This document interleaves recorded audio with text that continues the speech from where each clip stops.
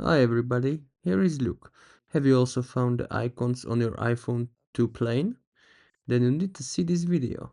In this video we will create a complete custom icon for any app you have on your iPhone.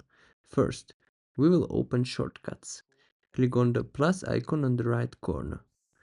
We will choose Open App. We will click on App. Here we will specify the app we want to change the icon for. For example, I will choose Camera. Now we click on the share button. We will choose at the home screen.